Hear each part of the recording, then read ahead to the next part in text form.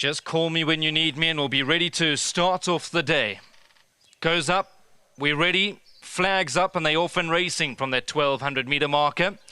Go Check with Love didn't get the best of beginnings, is at the back end of the field. Call Me When You Need Me came out running. One of the leaders on the inside is Secret Swing. Marshmallows right up there, the orange headgear, only 2 lengths off. Then Work of Time has got the pink sleeves and the blue cap. Down the centre, Sebastian's Angel. On the outside is Mia Barker. Black cap of 10 spins, about 4 off them. Then we go to Francine, white sleeves and white cap. Further back is Go Check with Love, and towards the rear end is Bird Cage Walk, about 8 lengths off the leader. They go up to the last 500 metres and Call Me When You Need Me. Tacks over to the middle outside. On the inside is Sigrid Swing. Work of Time is right there on the hindquarters of Call Me When You Need Me. And Francine is quick to build up to the outside. But Call Me When You Need Me, still confidently ridden by Keegan DeMello. Got a length to spare. Francine is on the inside and running a cracker now is Francine, who ranges up to Call Me When You Need Me. And Work of Time on the inside. But here's Francine to turn it on in a good style. Francine's going to win going away. Call Me When You Need Me had no answer in second. Work of Time was in third, and Go Check with Love in fourth. Surely a filly when she goes over further. Going to be very effective, the daughter of Silvano. She had about 4 or 5 lengths to make up, but once Gavin asked her to run, she quickly, in a manner of a good horse.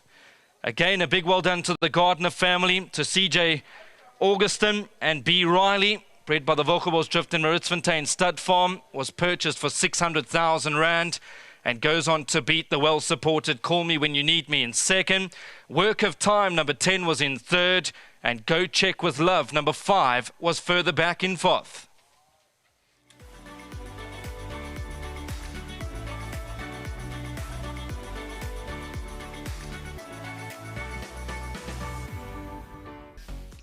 Okay, we've had the running of the first race of the day, and Francine has quickened up really well on the stand side of the track today to beat the favourite, Call Me When You Need Me. In fact, accelerated really well, Gavin, in the closing stages, which was a fine victory. First time you've ridden it?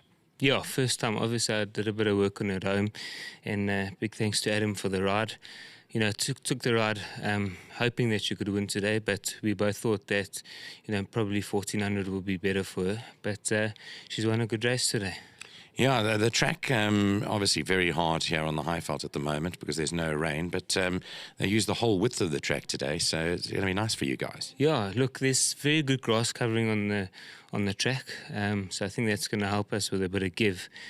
Slight headwind, but I'm sure we'll have a good day's racing. So this particular horse looking for a bit further then than today's trip? I would definitely say, you know, when you ride at home, you feel like she's going to be lovely over a mile 18. So it was a good win to win at 12. Let's quickly touch on the big weekend coming up because Do It Again produced some sparkling work. I mean, everyone's talking about it. He's 8 years old, so everyone's saying the stats are against him. But what's your feeling on your ride for the big race? He must have given you a tremendous feel last week. He did. He's in such a good space. You know, he's got that BMT, and I think it's going to help a lot in the July. He's well weighted, but his work itself, he stretched his legs beautifully, and I think he's going to run a big race. Rest of today, Pontiac looked to be the horse to beat a bit later on. You're riding Samoa again. Did you expect to see us later? Yeah, look, Samoa, she won a great race last time. The 5 furlong is a bit sharp first, so the 12 should be better today. She's always in with a chance. Love riding her. Pontiac, they gave him a 2 kilo penalty for a well-beaten second, but in saying that, he's doing really well at home, and I'm sure he'll be hitting the line strong. Okay, great stuff, and well done for the first win. Thank you very much. Big thanks to Mr. Gardner, to Mr. and Mrs. Gardner, and to Mr. Augustine and to Mr. Riley. Well done. To Adam, Mr. Az, and the whole team, thank you, and Vogelsdrift and Maritzfontein. Well done, Gavin. Nice start for him. And Adam Azzy is here with us now. Adam, I see you only represented the first 3 races on the day. Those are the same colours as Bahika, eh? Yeah, that's correct. Same colours as Bahika. It's nice to see that it looks like the guys have got another nice horse on their hands. So just big thanks to Brian and Fiona, to Bruce and Joe, and to Jonathan Augustine for purchasing the horse for us. You must have liked it really much because 600,000 Rand, you must have said, we want this horse.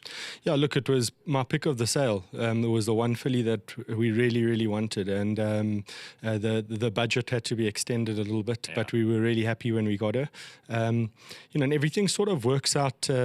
In life, some things happen just at the right time and you're in the right place. Gavin came past the ring, and she was still ringing. She hadn't worked yet, and I'm sure that most people can agree with me. Gavin's got lovely hands on a horse.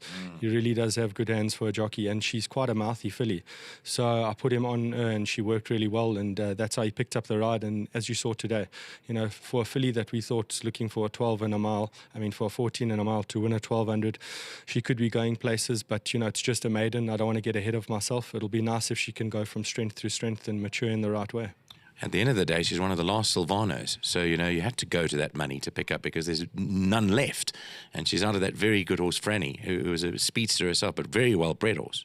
Yeah, you look, I think from an owner's perspective, a Silvano out of a trippy mare, the stud value is just absolutely amazing. You don't have to say how well Trippy's done. He speaks for himself, and Silvano as well. So if this filly can go from strength to strength and get black type for the owners, I think they'll be more than pleased.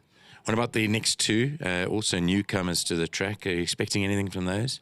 Yeah, look, so Live by the Sword, he's a horse that I also think's looking for a bit further, but he has shown me a fair amount of ability. So it'll be nice to see if he's competitive over the 12, because I think he'll only improve from today's run.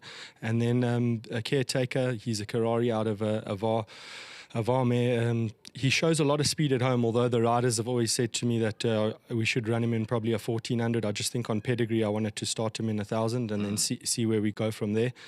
So on his pedigree, it wouldn't surprise me if he ran close in the amount that he's shown at home. But on the feedback I've got from my riders, he's probably looking for a little bit further. And just a quick comment on two runners on the day on Saturday. You got Give Me a Shot and White Fang. You're taking them down to Durban. One in a Group 1 race. What's the Give Me a Shot doing? So Give Me a Shot, look, she's doing well at home. I think that race in itself is very competitive. There's two horses that probably stand out with Princess Keller and Desert Miracle. I'm sure the whole field's got a very healthy respect for the two of them. Princess Keller hasn't run over the mile for over a year now, so I'm hoping that's in our favour. Desert Miracle, Christophe Simignon aboard.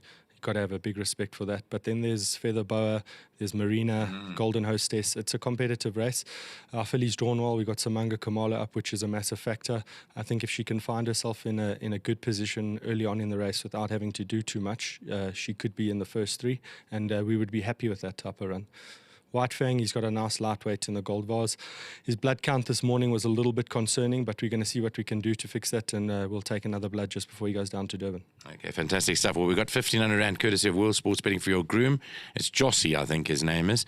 So congratulations from the sponsors. That goes to the groom of the winner. Well done. Francine has won the first race in good fashion, beaten home the favourite, which everyone did expect to win, but unfortunately for favourite backers, they have to settle for second, and a good run back in third from that full sister to William Robertson. We'll be back for the start of the PA soon.